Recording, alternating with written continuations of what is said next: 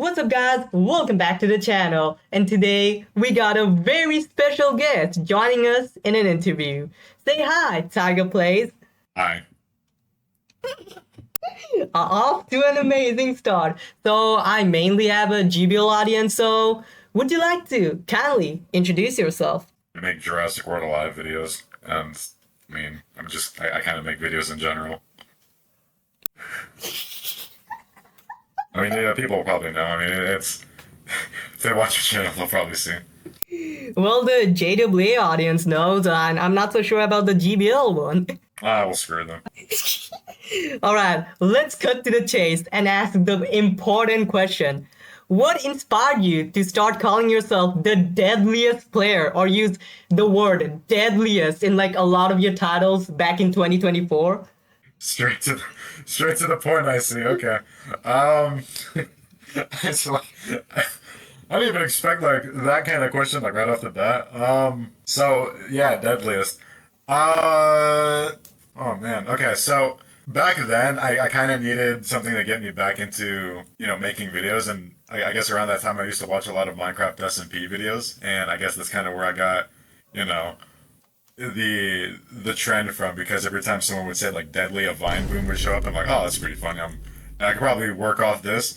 And I will admit, like, I did kind of like dick ride it a little bit. It was kind of funny to like I would kind of transition into like every now and then I'd be like, oh, this is the deadliest creature in Jurassic World Alive, or use the title, but it would work. So I guess that's kind of where I got it from. It's not really. And if anyone who has watched like one of those like SMP videos back then will probably get where it came from. But yeah, that's where I got it. Let me guess, was it lifesteal? It was lifesteal, but then once Minecraft SMP videos kind of became a little bit more popular, everyone started doing it, and then that's kind of where I started to like phase away from it. Now eventually I do use it like every now and then, but I've kind of diverged away from putting it in videos. I'll like use like other kind of words, because apparently even outside of Minecraft SMP videos, the word deadly is very popular. Like wildlife videos, biology videos, paleo videos. So it's still a pretty heavily used term, but I guess once everyone started using it in like the Minecraft SMP realm, I was just like, I don't really want to do this, so I kind of phased away from doing it. But it has become your brand. It has become. Yes, everyone kind of like jokes about it, and it wasn't really my intention. It was just kind of as a way for me to have fun with it and just kind of dunk on it. But then it unintentionally became something I had fun with. So I guess that's kind of where everything came from. All right. So what got you into meteorology? Into meteorology? So I kind of touched upon it in my video, but I always used to watch like Weather Channel with my dad when I was little, and I would just always be fascinated in like thunderstorms and huge rain and lightning, and eventually that went to like tornadoes, earthquakes, because I used to always watch like top 10 videos when I was younger, whether that be like top 10 deadliest snakes or top 10 deadliest like big cats. I used to watch a show called The Most Extreme, which where it was pretty famous for those top 10 lists. Infinite List as well was a YouTuber I used to watch, and I guess that's kind of where I was into meteorology way before I watched like that YouTuber, but I guess that's kind of where it doubled down for me, is all the top 10 YouTubers that were around. But I was just kind of interested in tornadoes and not really the destruction in general, but I just liked seeing something that, what is it? It's not so otherworldly, but it just seems so fascinating. And I guess that's kind of where I got my interest from. I was just like, yeah, okay, this is something I can get into. And I almost got into meteorology, but it was just not something I really wanted to pursue as like a career when I got older, and I'm kind of glad I didn't now. So I can actually understand that fascination, because I do have that same fascination with military stuff. A little bit, not too much, because I don't want to dive way too much deep into military stuff, because I never really actually wanted to get too deep into that. But judging by what I'm gonna ask next, these questions have like zero correlation. You guys can see this is my first time doing something like this. So, who inspired you to get into YouTube?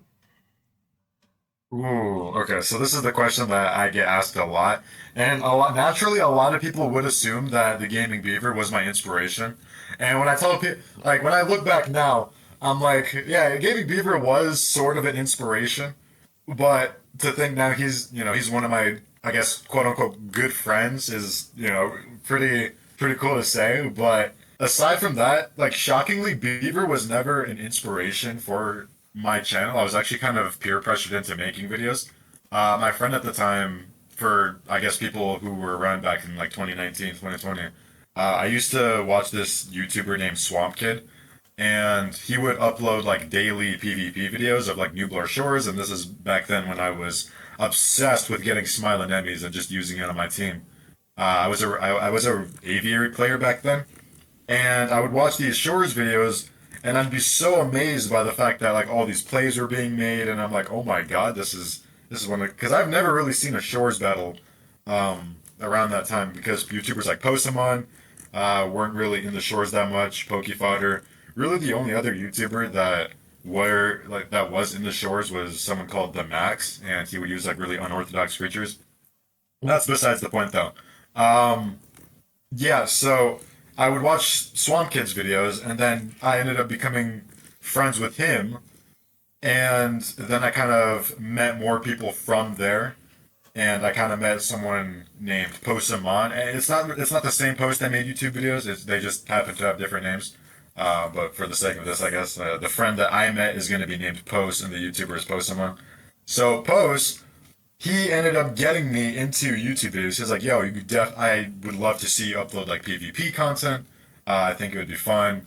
And um, I guess I was kind of hesitant about it because I'm like, I don't really want to do this.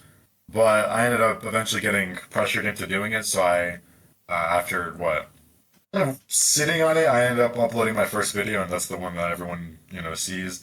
And I was like, okay, so how do I just make this interesting? So I just add like a bunch of sound effects into the video, and I was like, all right, I'm gonna call it a day, I guess. So I guess that's kind of where the inspiration came from. I was just more peer pressured into doing it rather than having a straight up inspiration in general. So yeah, that's that's kind of where I'm attributing my where I got it from.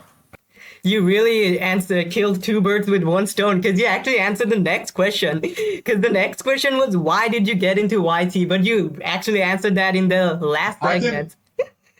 I can go into it a little bit more, very briefly. I didn't like yeah, I was pressured into doing it, but over the course of, a couple of weeks I actually had a lot of fun doing it because there were times back in Jurassic like back then where you didn't really fight a lot of creatures down where I was because I was, in Nublar Shores fighting stuff like Mammalania, Smilonemes, Spino Constrictor, here and there. Those were common because they were top meta creatures, but down in Aviary, not so much. And I kind of wanted to capture those moments like, oh my god, I'm an Aviary player. I have, Indoraptor, Erlodominus, Erlicospix, on my team, like, Trico, Thor, and I'm fighting the best creature in the game, Mammalania or Dennis Maxima or Gemina Titan. And I'm like, oh my god, I need to capture this. So I did. And then like I remember, finding someone back then who got Spino Constrictor, because back then it was like one of the hardest creatures in the game to get. And I had a friendly battle with them, and I think people who filter out some of my oldest videos will see those friendly battles. So yeah, I just kind of wanted to like at first it was more so just showing off creatures that you normally wouldn't see in aviary that were mainly in shores kind of a thing.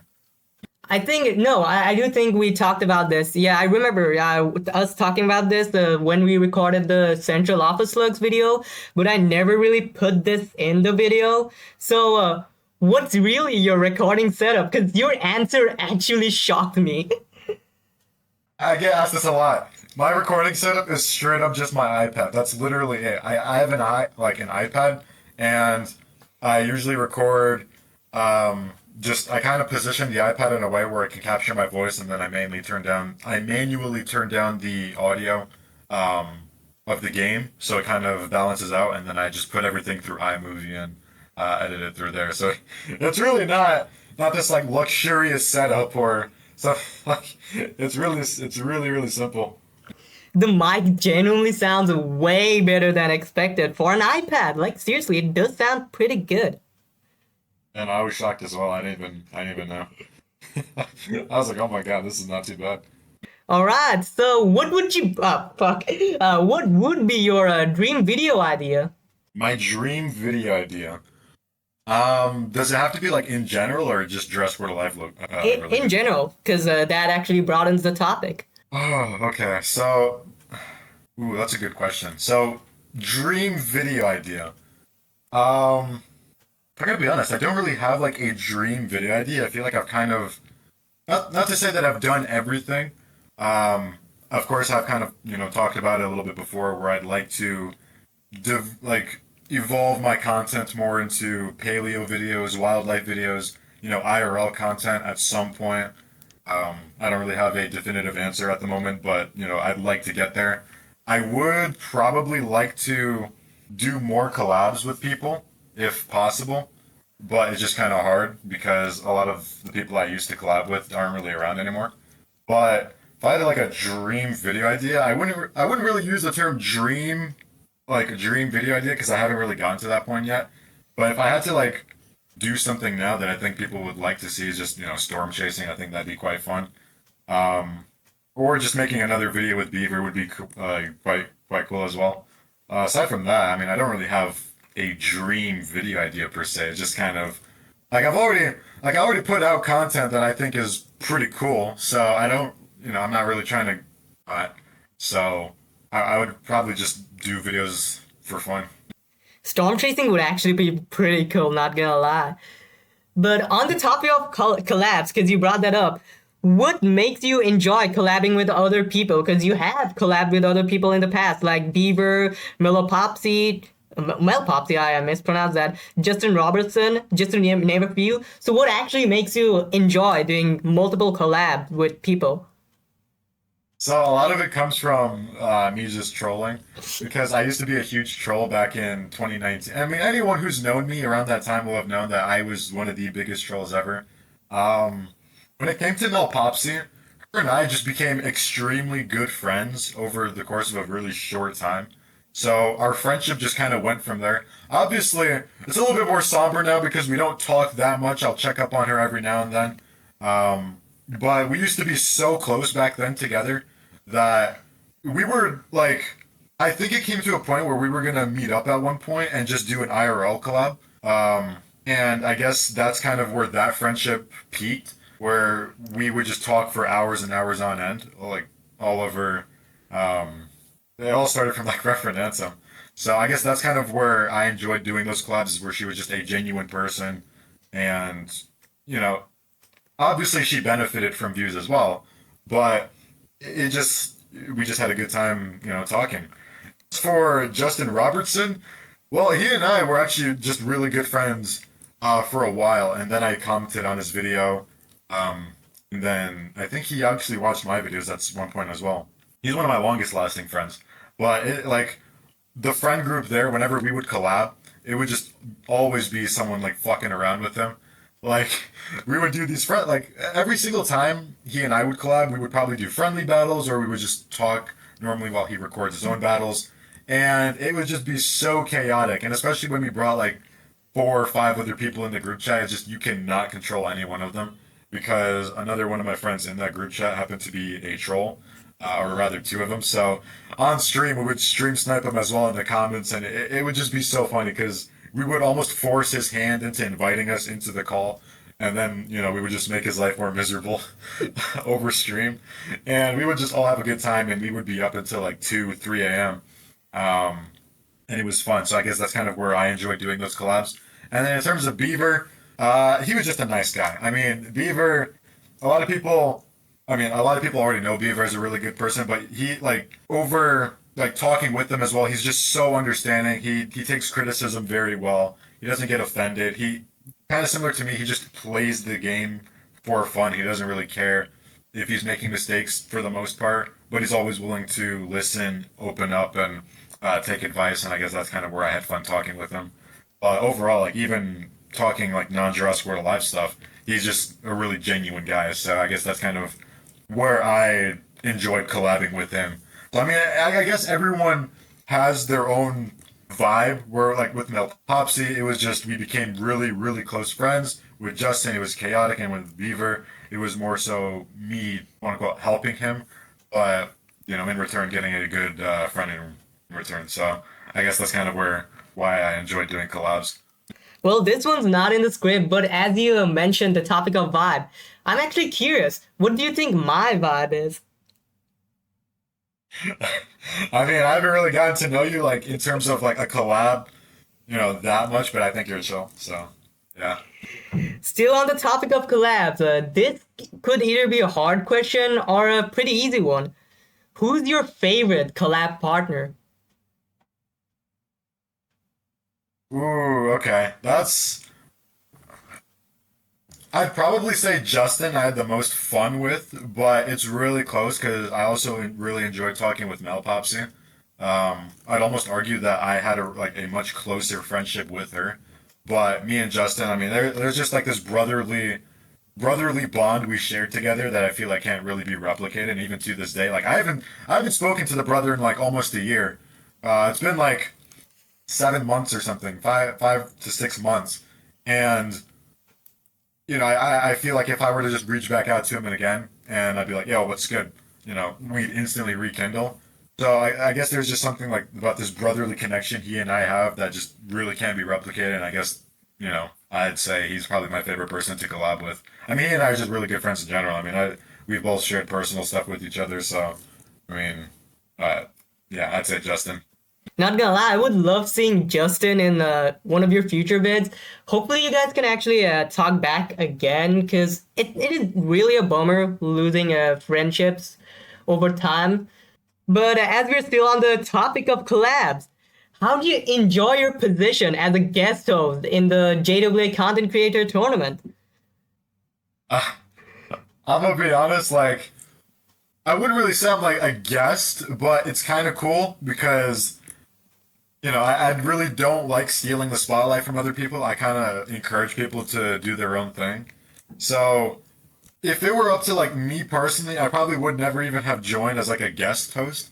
I probably would have had somebody else like build their confidence and go up and do those voiceovers.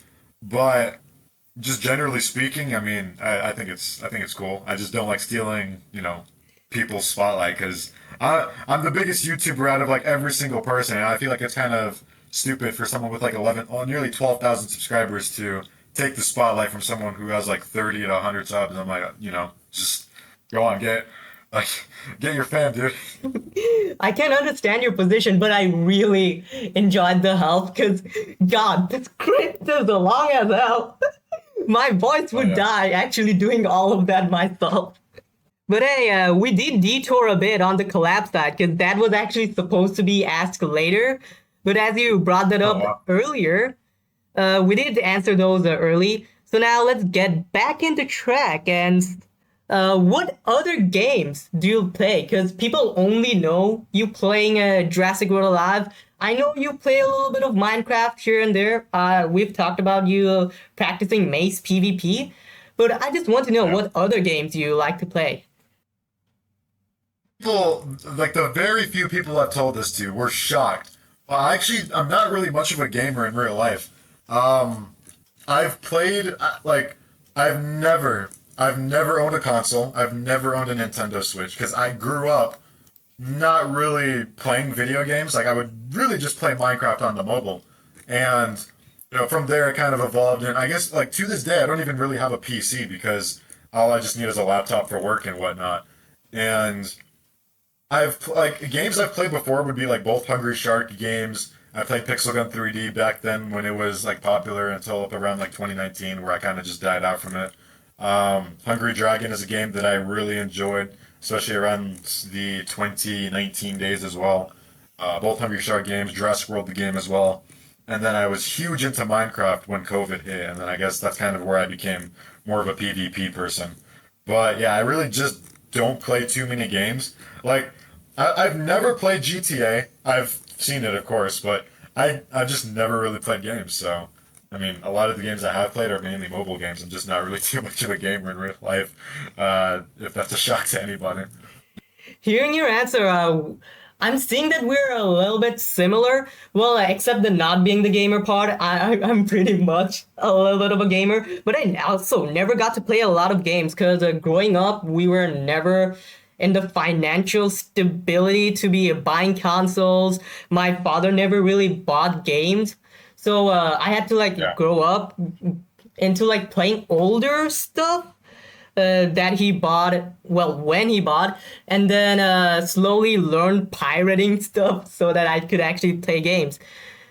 But before we started, you did actually say that you're pretty open with discussing stuff. So if you're comfortable answering this one, what field are you currently working in? So I'm working in a computer engineering, cybersecurity field, is one of my jobs, and then the other one I just work work retail. Whenever you say that you had two jobs, I almost thought you were like one a poor little blue collar worker. For some reason, it gave that vibe. I don't know how I got that, but it did give that vibe. Understandable.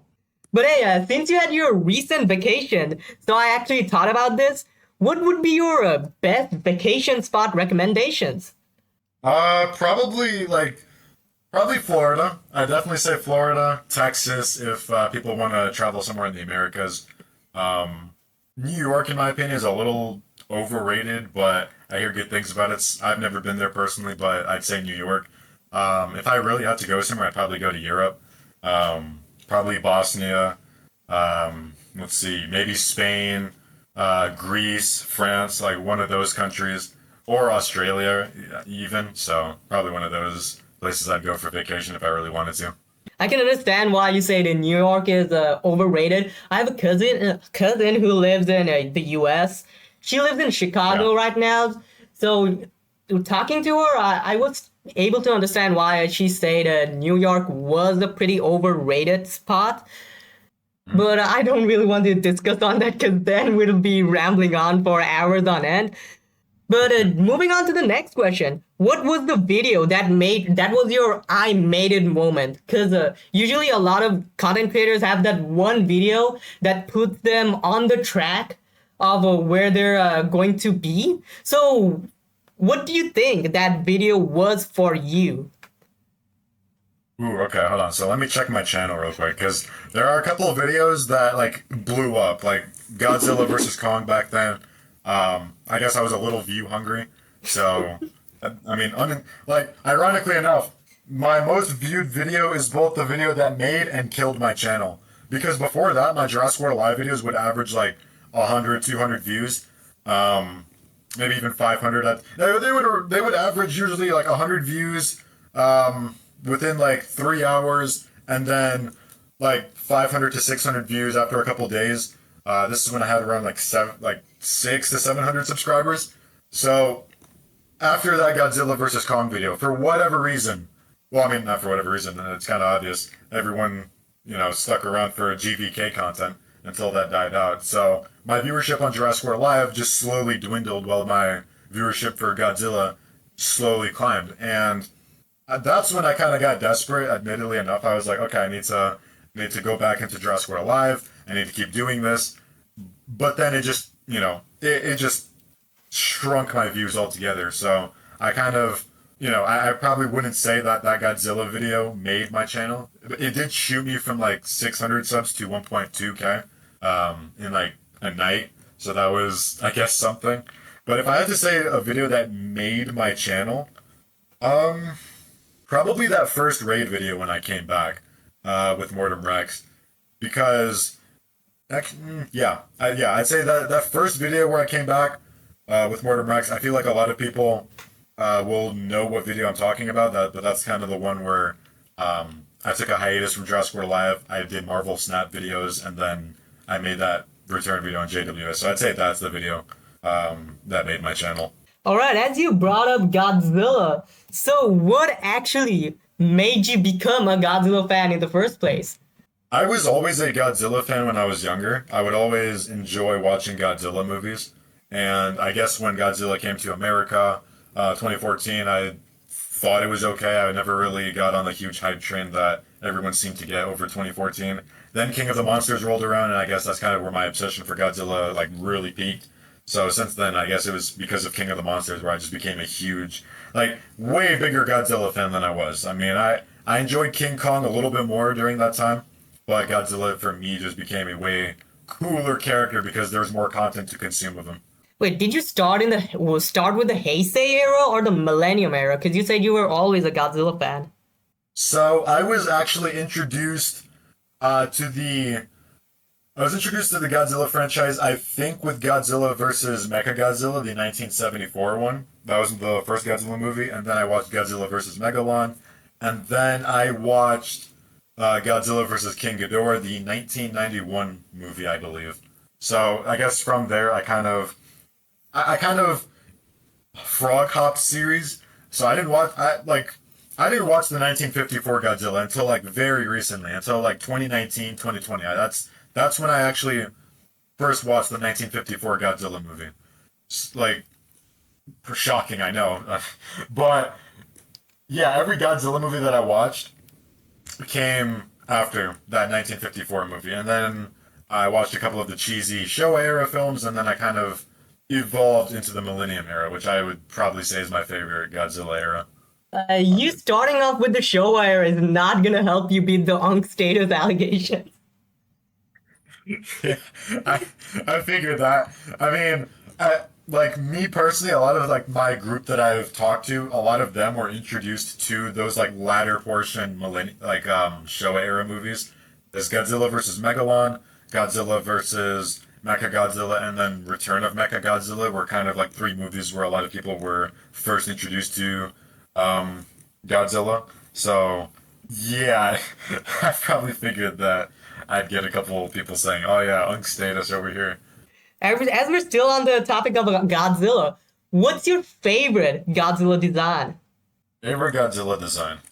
Ooh, I've always been a fan of the Godzilla 2000 design, and I've always liked the Final Wars Godzilla design because it was a Godzilla that kind of had a blend of both the Heisei, oh my god, I can't talk. A blend of what made the Heisei and Showa era Godzilla movies special, where he had the leanliness of those Showa era movies. Some of them, not going to talk about Son of Godzilla or Godzilla the Bully one, but he kind of had the leanliness of those like very early Showa films, but the intimidation of the Heisei era, where he got really jacked, especially in the third movie. Like he grew to like 100 meters. His chest was way bigger.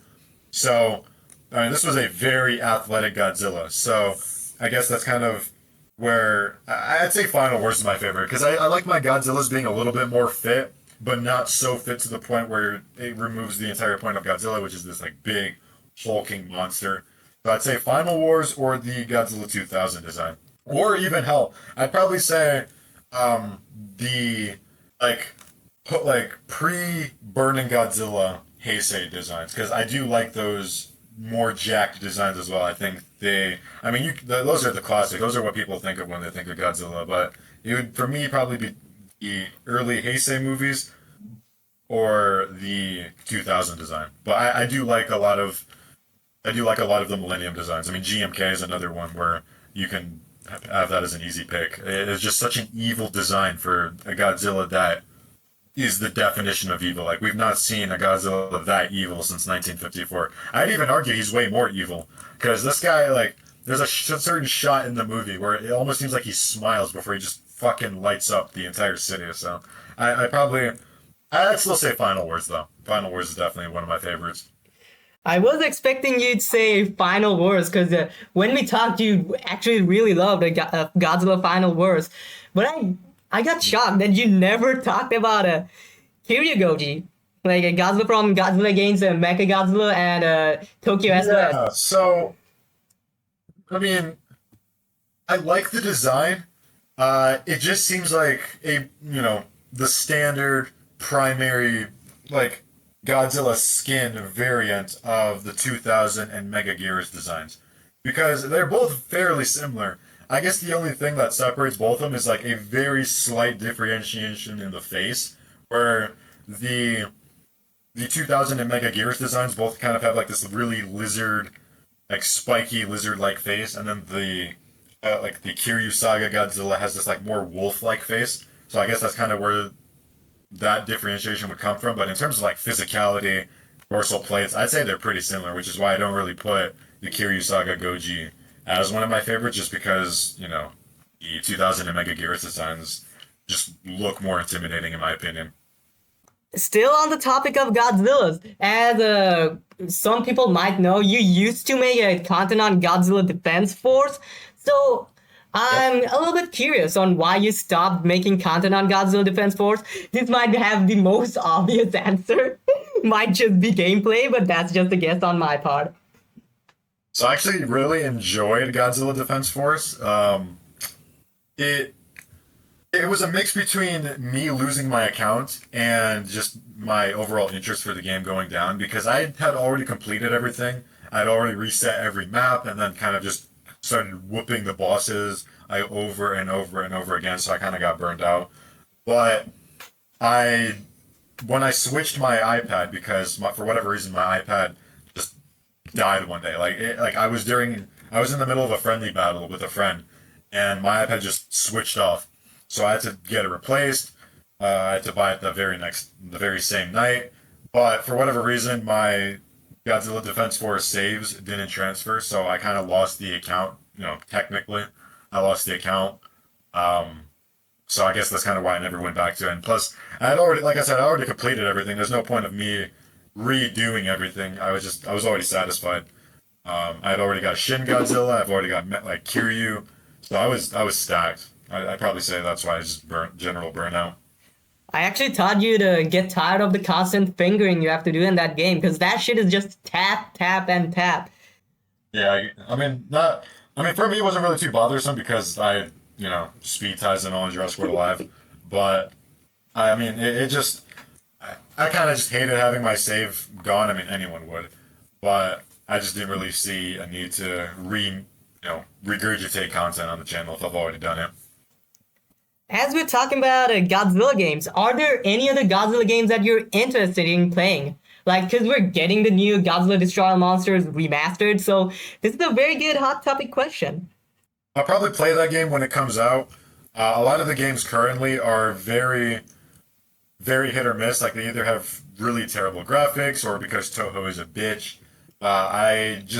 And I know they're very serious over copyright, and I kind of steer away from anything because they will literally terminate your entire channel if they detect something. So I'm staying away from any Toho related content at the moment. I was actually shocked when you said you did not want to play Godzilla Battleline because of the art style. Yeah, no, I think the art style is just kind of weird. A lot of Godzilla games for me don't really have, good graphics. The only one where I would really point to as like the best graphics is the Godzilla PlayStation game. So I'd say that's probably something that I would play if I absolutely had to.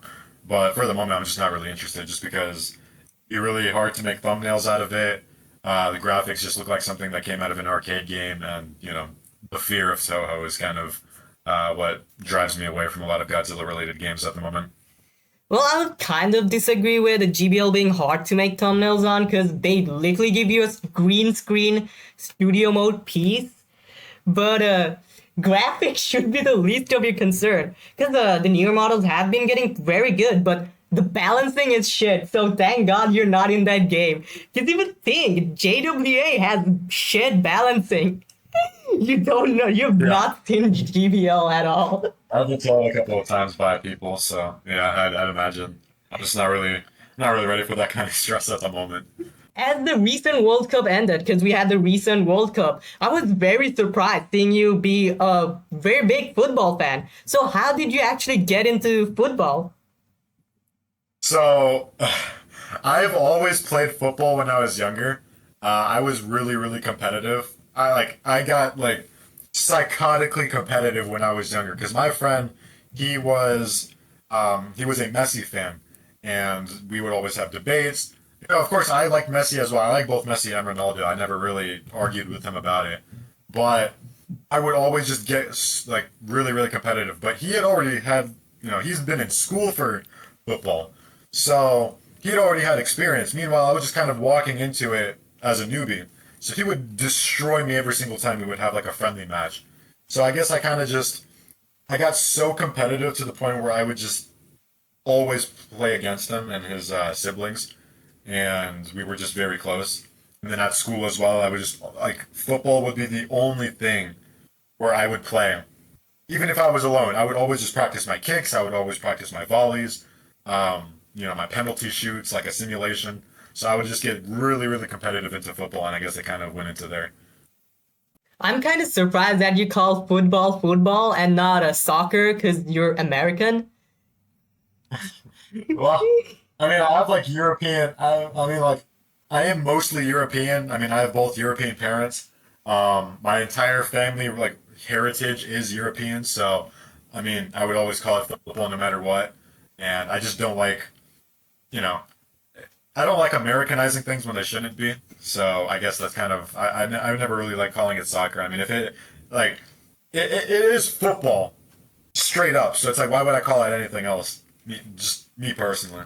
Like, I also never understand why they call soccer. What the fuck? What does soccer even mean? You kick the ball Yeah. with your foot. Yeah, Football. that's kind of why I never called it soccer. I just always call it football. So So people who talk to you on Discord would know that how much you love Dictator Mbappe. So what made you fall in love with Mbappe?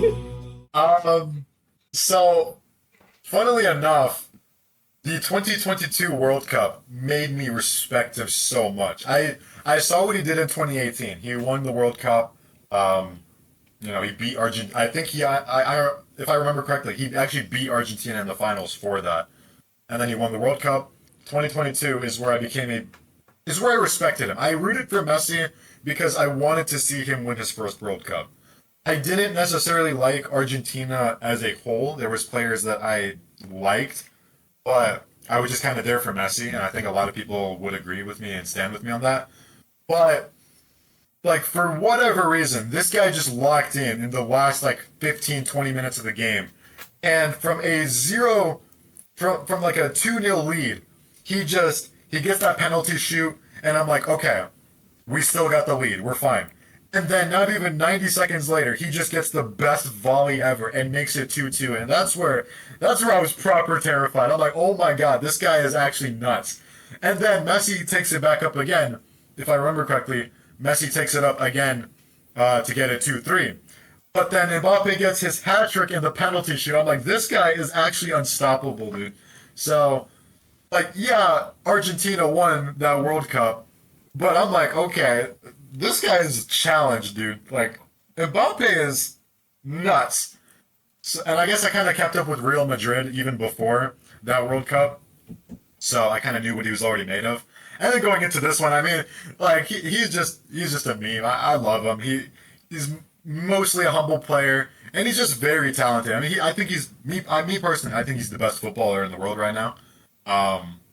This guy is absolutely nuts in the World Cup, and he just has this mentality where no one can really get to him. So I kind of respect, outside of his skill, I just respect him as a person. I think he's a good role model for a lot of rising stars, a lot of young footballers who didn't grow up with Messi, who didn't grow up with Ronaldo, who didn't grow up with Neymar, for example, Pele, Maradona, Maradona. I think he's a really good example for upcoming footballers, and I just respect his grind. And the entire France national team as well just has this sort of aura to them. Not to use like brain rotted terms, but they just have, like, going into the games, there was just this feeling of inevitability that even if they miss a penalty shoot, they're just going to score anyway. So I just really respect his mindset and his determination. Because a lot of the times, against a 2-0 lead, you're buckling up and going home. But this guy managed to literally tie it within 90 seconds, and that's just something unheard of. And then he hits a hat trick, 15, 20 minutes later. So yeah, I just became a huge Mbappe fan, actually. God, I feel so bad cutting you off. My head is always into that 2022 World Cup match. I completely forgot about 2018. Like, completely.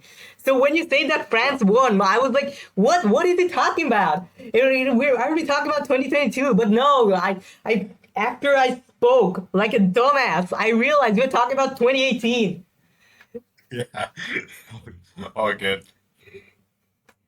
Also, as you mainly make JWA content because you haven't been making anything other than JWA content, do you actually plan on diversifying your content and your channel with other content? Oh yeah, 100% for sure. That is something I've talked about before. Right now, I'm not really too ready for it. I think it'd be really abrupt. I think as I kind of grow more, I can either take two options. I can start a second channel and grow from there, or I can just make content on the main channel. But I'm definitely planning on doing something soon. Um, Whether that's probably paleo's content and then I evolve from there, we'll have to wait and see. But yeah, I'm definitely considering something because I can't do Jurassic World Live forever. The game's eventually going to die out, so I'm going to have to find something to latch onto soon. Whether that's Minecraft videos, whether that's, you know, meteorology, football, IRL videos, like just something that I can do. I'm definitely planning on doing something. Not gonna lie, I do think it's long overdue actually diversify. I do remember you doing like a Tiger analog horror type video back in the day. Yeah. I do think you should actually try diversifying a little bit more because you have been doing JW for so many years. Yeah, I that video was just kind of out of the blue. I made that like I had the idea, edited it, created it all in the same night, just because there was a huge like snowstorm back then, and it kind of cut all my power out, so I couldn't really record Jurassic World Live for a little bit. So I'm like, okay, I've already gone a week, nearly a week without uploading. I need to upload something now. And analog horror around that time, I mean, it still is popular, but around that time it was absolutely peaking. I mean, you had these like um, your VHS style analog horror content. And I always loved watching these videos that would unnerve me for whatever reason at night. So I'm like, okay, let me find a concept, let me cook something up real quick, and then upload this. And then it just somehow blew up out of nowhere. So I, that was kind of a blessing in disguise because the very next day I was able to record a Jurassic World Live video. Speaking about Jurassic World Live, what's your most interesting top player story? Like back in the day when you used to dominate the tournament landscape? Because tonight for me, it's like daytime for you. We did talk about a little bit of your stories when you used to be a top player back then. So what's your favorite story from that era? Um, there's not really a favorite story. I mean, I would describe it more as like not one story, but just kind of a whole arc in of itself. Because anyone who played around that time would know that it would just be the same group of players in the top 25, top 50.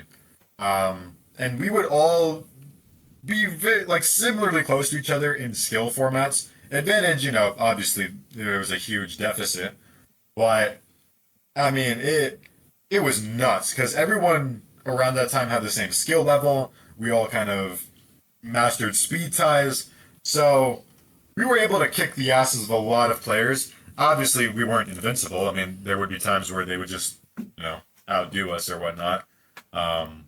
But there were, I mean, it was just very nice rivalries. We would say GG, and then we would turn this like 10-person group chat into like a 100-person server, filled with the top tournament players. So it kind of, there's not really a story per se, but there was definitely this nice rivalry that would happen when we played tournaments, and it was just this feeling of togetherness because our friendship kind of relied on not really relied, but it like we just had fun seeing each other finish in the top 25. It's like a football team.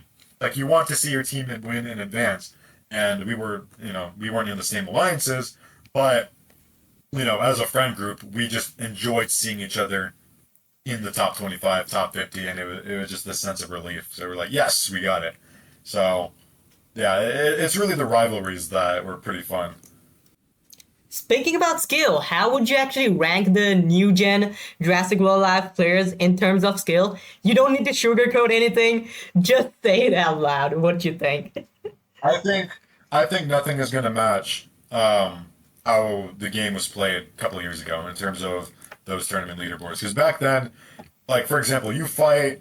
I think I showed like a picture earlier. I mean, I don't think you need to show it now, but for example, like the badges I was scared of fighting most were the Cryolophosaurus, the Parasaurolophus, the Trudaboa, like especially the Trudaboa, because I mean, Fan was one of the best speed tires in the game, and then the Legend ended up beating him because it used to be I was one of the best speed tires in terms of our group. I was like top 3 best speed tires, and then I was like top 2, like a little bit until Fan got a new phone, and then he just whooped my ass in every single speed tie afterwards.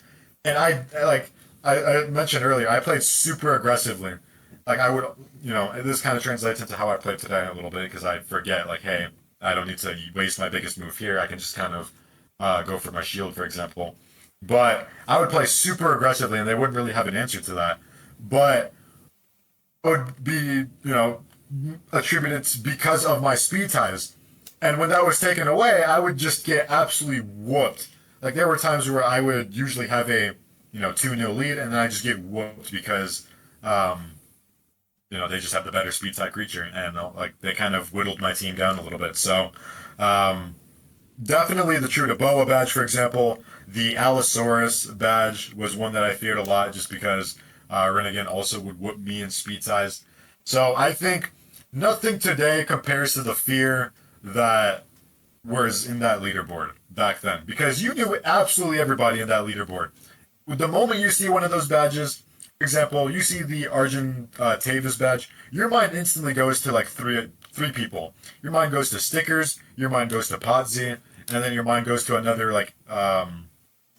T-Rex player, for example, or like AP player. So your mind instantly goes there. You fight the Trudaboa badge, your mind instantly goes to What's Up, your mind goes to Fan, your mind goes to... Actually, I think it was only them two that made the badge. And with the Parasaurolophus badge, I mean, for me, it was Drago, Renegade when he mained it, and then a couple other AP players. And then, hell, even the Moros Intrepidus badge, like Drago, for example, he was another friend of mine. He was kind of on par with me in terms of speed ties, but it was just that unpredictability that freaked me out the most. So yeah, nothing today. Like, you see these new players nowadays, you're like, who the hell are these kids? So yeah, it's straight up. Everyone now is just kind of ass. I mean, it's either they rely on one crutch or they rely on a tournament format to carry them. But back then, it was literally just whoever can stay up the most and have the most game sense, I guess.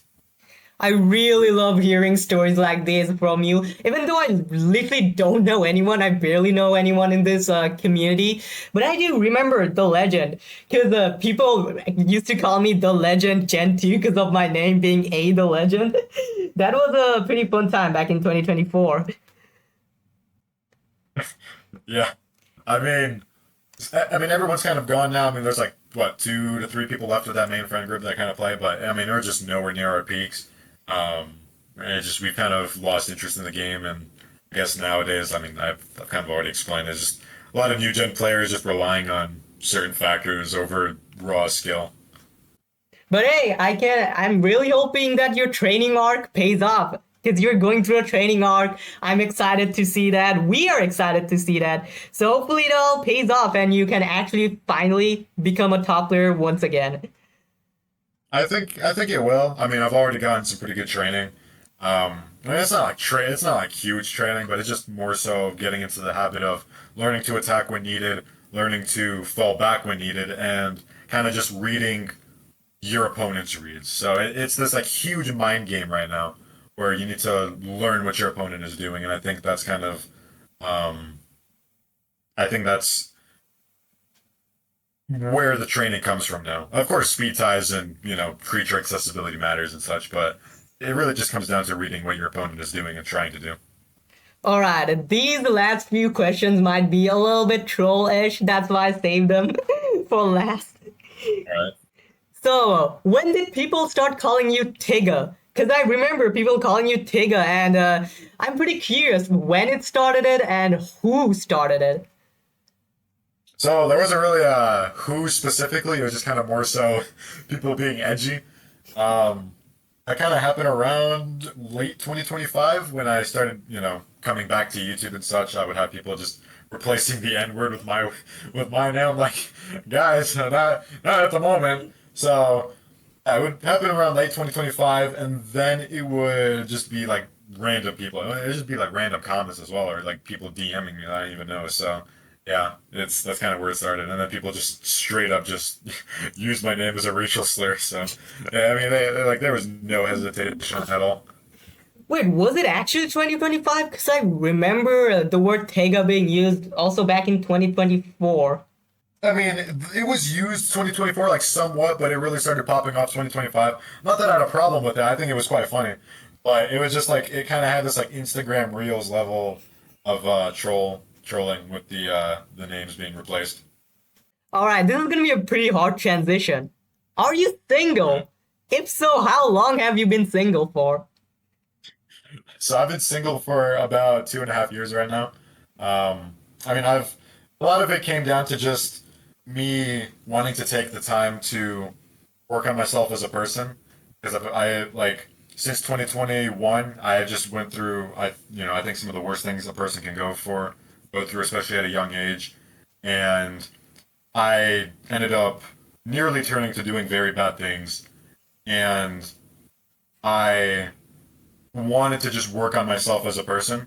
I got involved with not gangs or anything, but I just kind of got involved with like the wrong people, and it was just messing with me terribly. And then I almost did very bad things as well.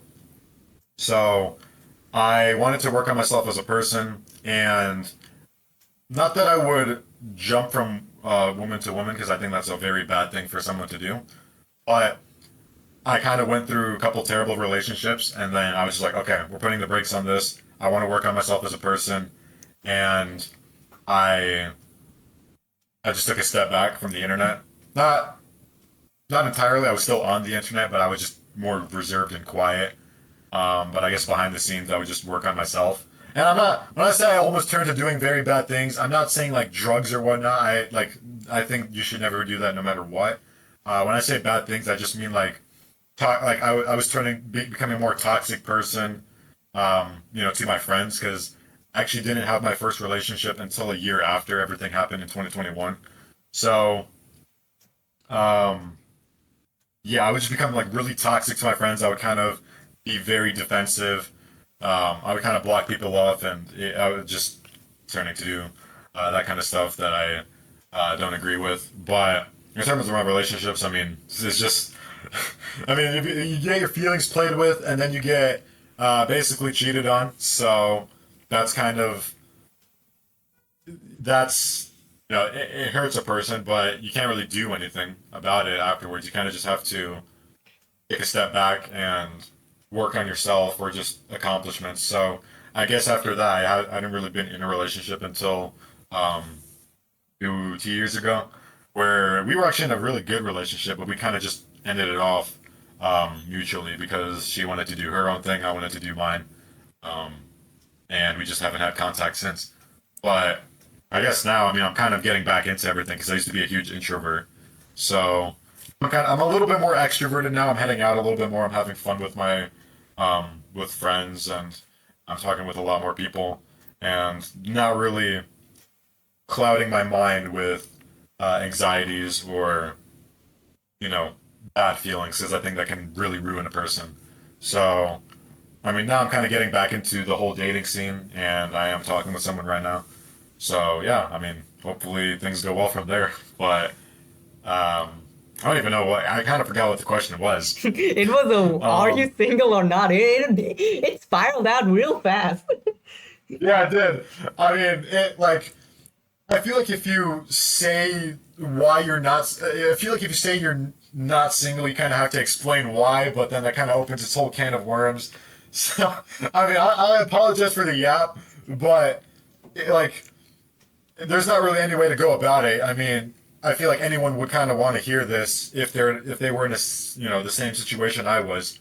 Um, because I lost a parent when I was 2021, and that absolutely destroyed me. So that's kind of what led to me becoming a worser version of myself than I was already becoming, and then I was already starting to lose confidence, and then I got a relationship in a time where I shouldn't have, and then I get my feelings played with. Okay, and then a couple months later, new relationship, get cheated on. Okay, then I just completely cut shit off. And then that's kind of where I get my third relationship from there, which actually turned out good. And then the one I just told you about, same thing. Just ended off mutually. So I guess it really just goes into, if you're going to say you're single, probably should give a reason why you are single, because a lot of people are like really just going to turn to, oh, he's just, so, or he's just this. Like, no, I mean, it's just, there's reasons, I guess, for it. But I mean, I apologize for the yap. You could probably, you could probably give that little TLDR at the end that I just gave.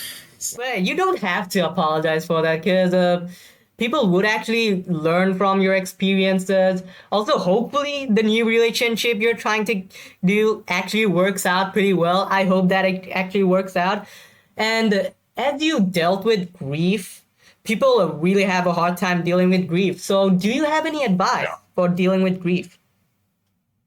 I would, in terms of grief, I'm trying to find a non-cliche answer because it's incredibly easy to find one. I would say wake up every day and at least be thankful that you're alive. That's something that I would start with. Number two, not necessarily to say that things will get better, but you can slowly build goals and just little rocks to skip, I'd say. Just try to make a list of things that you would like to get done throughout the day, and you'll instantly feel better. But try to avoid clouding your mind with a bunch of negative thoughts, because that really ruins a person. Because why would you be full of all these anxieties and hatred, and you have the privilege of living on Earth? That kind of sounds really dystopian, but why would you wake up every day feeling miserable when you can wake up every day being blessed that you're gonna live to see another day, kind of thing? So I try to tell people, obviously bad things happen. They do. A lot of times you can't really control it, but I guess just wake up and at least try to find one thing to be grateful for every day. That's kind of where I would start. And then from there you can slowly start building. But try not to fill your mind with too many negative thoughts. I know that's kind of hard because there's a lot of people that are going through that right now. But there are so many things that you can be appreciative for and that you can just be glad that have not happened to you yet, because there are things that are happening far worse to other people. I'm not trying to discredit what people are going through, but I guess what I would say is just try to find at least one thing to be grateful for. Even throughout 100 bad things, try to find at least one thing to be grateful for throughout the day, and then slowly build from there. Make a list, make something that you can do throughout the day. And I guess just kind of build your confidence from there, because confidence is one of the greatest virtues I think someone can have. I mean, you can be insanely confident, pretty stupid at the same time if you were that confident. But I guess building confidence as well is one thing. And it's just kind of hard. I'm not really the right person to give advice or take advice from. But I guess just my biggest thing is try to at least find one thing to be thankful for every day. Shit really got dark from that one joke question of asking if you were single. So let's break up the mood a little bit. So, can you sing? If so, are you comfortable with singing a song right now? I cannot sing, mainly because my voice gets so incredibly hoarse afterwards. I just cannot, for whatever reason, hit a high pitch. I just choose not to sing because I don't think I think there are some people that can't. Everyone can sing. But there's a line between everyone can sing and everyone can sing good. I've heard extremely shitty, singing. And Jane, you are early. Your life's work is dirtied by the fools who adore you, only to find you out. They saw you dressing in the back room. Now they'll pay what they owe you. It's only small change, red on the green grass. But I've also heard the most angelic, beautiful, singing ever. Wise men say only fools rush in, but I can tell, falling in love with you. So I would say, if you can sing badly, don't just don't don't get overconfident with it because people are gonna laugh at you, and I guess it's fine if you're doing it like satirically, but don't take that and be like, yeah, I can sing absolutely perfectly. I'm just kidding, but they're like everyone is good at something. You're not gonna be good at singing. Like, you're just not gonna be gifted. I'm sorry. You're good. Like, there are some people that are gifted at art. There are some people that are gonna be gifted in sports. There are some people that are gonna be gifted in singing. Knowing what you're not gifted at is probably a blessing. I know I cannot sing. I don't have the voice for it. I get extremely tired when I even try to take it there. So I guess just like if you want to sing just normally, go for it. No problem with that whatsoever. But if you know you can't sing well and you're just gonna go for it anyway, I think that's where you should probably cut the line. I mean, I know I can't sing. I mean, I don't know. Maybe someone can humble me there, but I know for a fact that I would not be good at singing. That's a very good answer, and God, I'm hoping the people I sing around are not lying their asses off, because I'm There are certain actually... people. There are certain people who have a good voice for it, and certain people that don't have a good voice for it. And I think it's always good to realize if you have the voice for it. If you have the voice for singing, then you can take it to okay. How long can I extend this talent for? Because if you can't extend it far, then I mean you're just cooked. So I guess we could go from there. Yeah, I might actually try to get into singing, because I've never had any special training in that sense, because I've never got into any co-curricular activities, but people I sing around always say I sing good. I have a hard time trusting that. But I do plan on making some covers of songs in the future after I rebrand, because I'm currently using Godzilla PNG. Toho would be after my ass. Because you did say Toho's very defensive with their copyright. Yeah. I make one merch, I'm gone. Wallahi, I'm cooked. But hey, we did detour a little bit, but this is gonna be pretty important for the new gen content creators. Do you have any good advice for up and coming content creators? No. Literally no. No. Okay. Jokes aside, my best advice is don't focus on views first. Focus on what you can bring to the table as a Jurassic World Live content creator. My best interpretation of this would be the Buzz Lightyear meme, where it literally pans out to like 1,000,000 Buzz Lightyears. So don't be one of those Buzz Lightyears.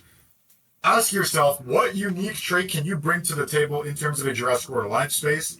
And don't do what I did by getting so desperate for views that you end up just killing off your channel entirely. Always just start slow and the viewers will come to you. Because like a lot of people tend to forget this because they get caught in with like thousands of subscribers and views. The viewers are what made your channel. Obviously, your qualities and characteristics have a part to play in that, but if the viewers don't find it entertaining, they're not going to come back, and then YouTube won't recommend you. So it's always good to see what you can bring to the table. Stay consistent. That's also another thing. Consistency is one thing that I think is one of the biggest things that makes YouTube channels work. And see what your strengths and weaknesses are. What do you bring to the table that others don't bring, and what they do bring? And then just build from there, and then eventually the viewers will find you, and you'll have your own fan base. Your answer on the Buzz Lightyear meme and focusing on views were very good answers. Because starting off, in my own experience, JWA barely gets any views. If you don't make tutorial, like strategies type videos, like Isle of Trials strategies, or don't do like day one reviews, like I burn my ass off trying to get Tyranitor day one. If you don't do stuff like that, you're barely gonna get any views. Also, I've seen newer content creator fall into the shorts trap. They would always make YouTube shorts. They never try out long form content. And when they do, it barely gets over 100 views, because when they make a short form content, they barely have a loyal audience. Because look at this, I think Wait, let me pull it up. Shorts is one of the biggest traps someone can get involved in. I think shorts are a good thing because they promote your channel, but don't become a shorts creator. That's what I'd say. Don't go the easy route. Like, the easy route is never going to be the most rewarding. It's the most appealing, but it's not the most rewarding. The toughest and hardest route to go for is going to be the most rewarding. And this is something that I've come to realize in the past couple of years, and just something that I was taught. So yeah, definitely don't be appealed by what is easy, and just accept the fact that you're not going to blow up overnight. A lot of people tell you this in like motivational videos. You're not going to blow up overnight. This takes time. It's not even going to be a week. It's not going to be a month. Maybe not even a year. But like eventually, like this kind of comes back to what I was saying. Viewers will find you. If they find you interesting, they'll stay. You just need to give them a reason to stay. So that's kind of what I would say to people. Just give your viewers a reason to stay and bring in more viewers. Oh yeah, you did answer about the short one. I was gonna also say the same thing, but I was actually gonna pull up this one. Your answer was also very good. Because yes, it is the easy way around. Because I've just pulled up the analytics. I made a short about unlocking Tyranitor. 4.4k views. And the audience, it's 100% people around the ages of 13 to 17. And like 100% male. So it's just mostly children who are watching those shorts. And they rarely, like very rarely, want to actually engage into your long form content. Because, first of all, cooked attention span. And then, secondly, they're just here for the short. Like, to put it bluntly, they're just here for the short. Yes, you'll get a lot of subscribers. But seriously, they're just here for the short. That's why I never really fell into the trap of making shorts content. That's why I'm really sparing when I make a short. It's either really a channel highlight or just a new tease of a video coming out. Oh wait, so it was that your microwave?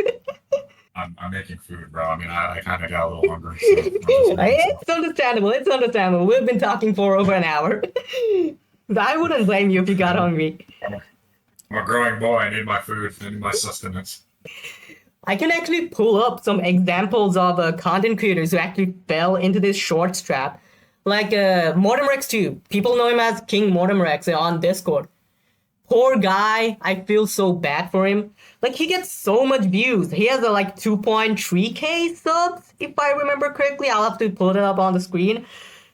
But my boy, I feel so bad. He like gets like 169 views on long form. He can barely make any long-form content. He's like shorts merchant. I feel so bad for these new-gen content creators. They always fall into this short trap. Yeah, it's kind of depressing. Oh my god, my baguette just fell. Fuck me. I picked up my baguette and like I took it from the side. I closed it, but apparently there was this mysterious hole that appeared from the back side of it, and now my entire baguette just fell. Fuck me, bro. Oh my god.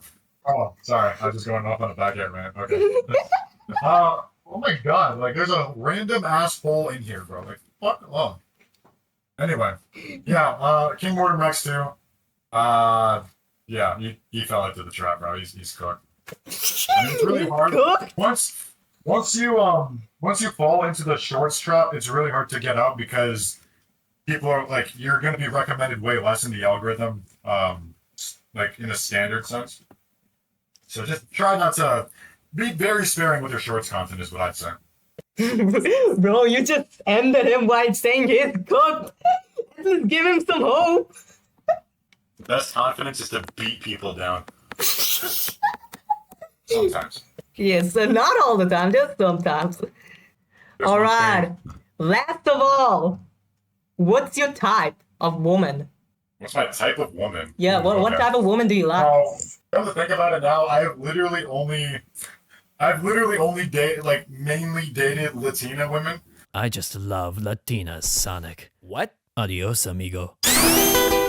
I have no idea why, but it's not even my favorite type. It's just the one I've most consistently been with. But thinking about it now, probably a European woman or a Latina woman. Are you asking for like nationality, or are you asking for like Well, that's also an answer. If type is like a very broad of a question. It could be nationality, it could be height, body type. Like it can be a lot of things. Yeah.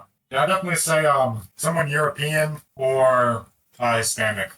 Wait, are you into taller women or shorter ones? I mean, it's probably shorter. I'm pretty tall myself, so I mean, it'd be really awkward seeing a woman like 6'4", 6'5", looking at me, being like 6'3". So, Wait, you're um, 6'3"? yeah, yeah. God, you're tall as hell. Oh, my bad, bro. My No, entire family was tall. My grandfather on my mother's side, he's like 81 and he's 6'4". Like the dude's a fucking giant.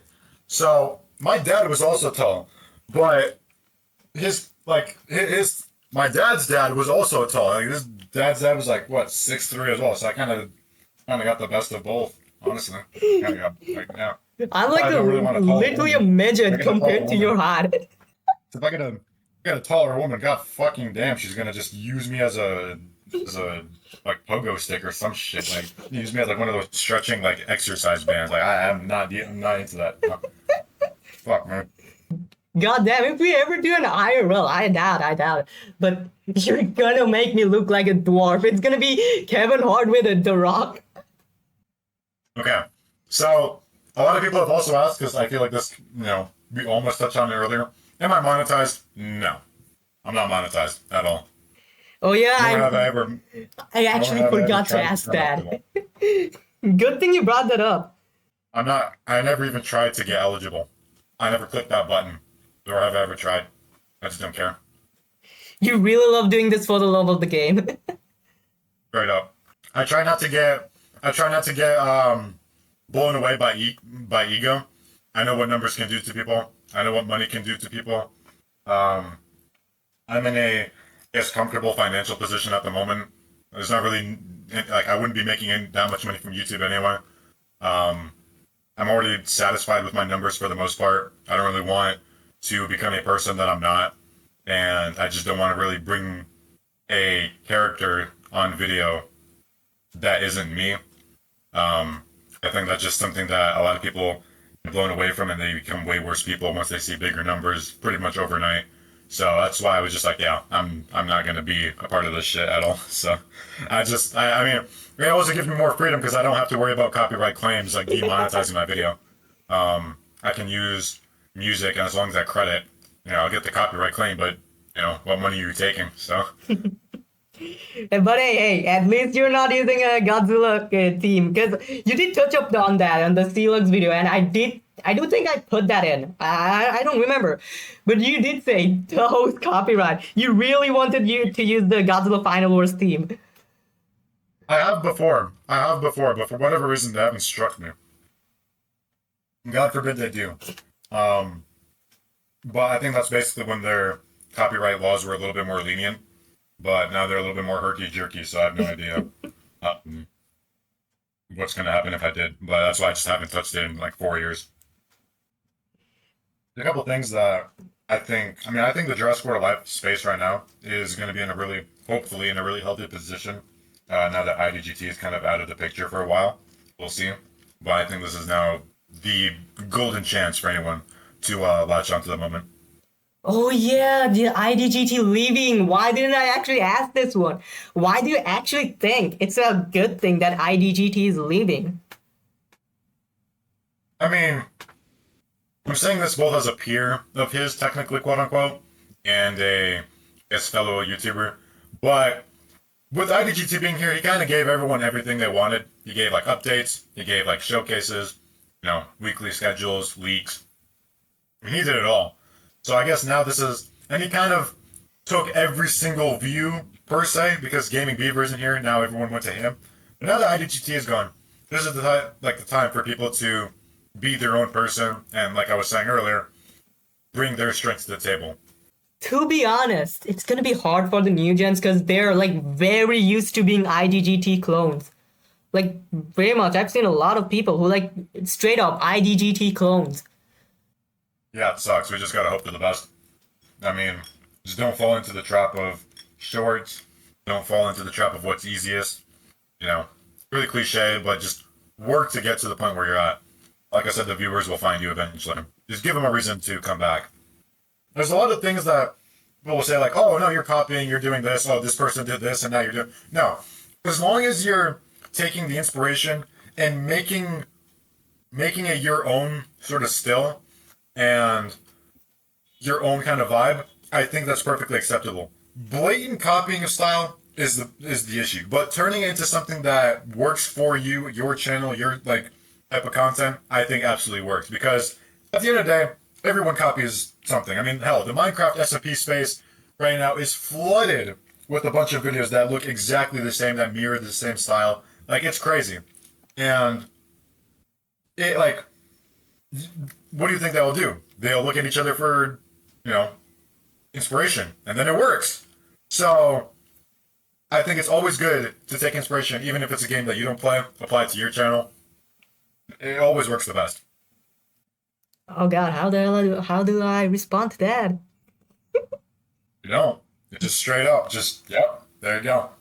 I think we also spiraled out a little bit on the ending part.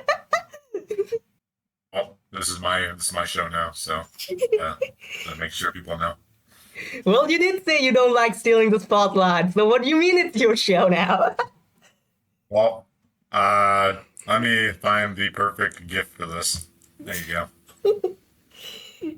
But hey, thanks for joining us today, and hopefully the fans can actually see you sooner.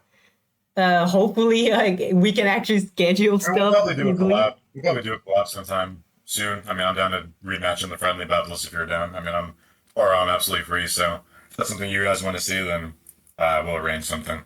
Hopefully, if I can actually get the newer creatures. Hopefully.